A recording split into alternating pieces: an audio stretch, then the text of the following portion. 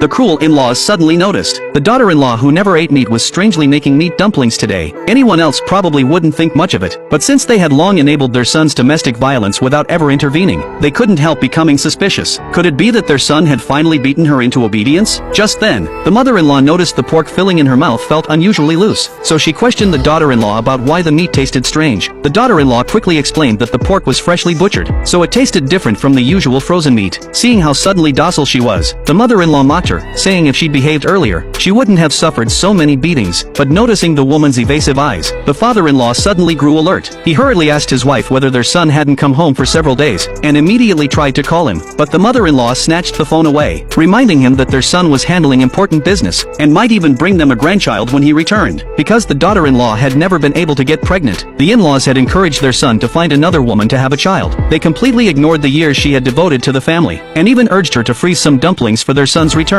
Neither of them noticed the brief, chilling look that flashed across her face. At that moment, the granddaughter came home from school. She picked up her chopsticks to eat, but her mother stopped her. This only deepened the father-in-law's suspicion. Normally, the daughter-in-law always let the child eat first. Could the dumplings be poisoned? To ease their doubts, the daughter-in-law explained that she had added cilantro and the girl didn't like it. But the father-in-law still wasn't fully convinced. Thinking back on all of her odd behaviors today, and remembering how the whole family had mistreated her, a chill ran down his spine. He quickly pulled his wife aside, whispering that the meat they had eaten might actually be their son's flesh, and urged her to call the police. At home, the young daughter signed to her mother, asking what they would do if the police got involved. She had no idea. Her mother was in the middle of executing a perfectly planned crime. Soon the in-laws arrived at the police station, accusing the daughter-in-law of turning their son into dumpling filling, and reported all of her abnormal behavior. Facing all the evidence pointing to her, the woman calmly admitted she had indeed wanted to kill him. It turned out this was her second marriage, and her deaf-mute daughter was from her first husband. Her first husband had died in a car accident, but the insurance payout had never arrived, and her current husband was the insurance company's agent, who took advantage of her despair to get close to her. Lacking judgment at the time, she eventually remarried him, but not long after the wedding, the man's true nature was fully revealed. He not only refused to help her obtain the insurance money, but beat and cursed her whenever he felt displeased. When she sought help from her in-laws, they didn't stop him. They even told their son to cover her mouth, so the neighbors wouldn't hear anything. At the station, the woman cried and said she truly had wanted to kill him, but hated herself for not having the ability. Her miserable state made those around her feel that her husband was the one who truly deserved punishment. Just then, the lab results for the meat arrived. The staff reported that although it wasn't pork,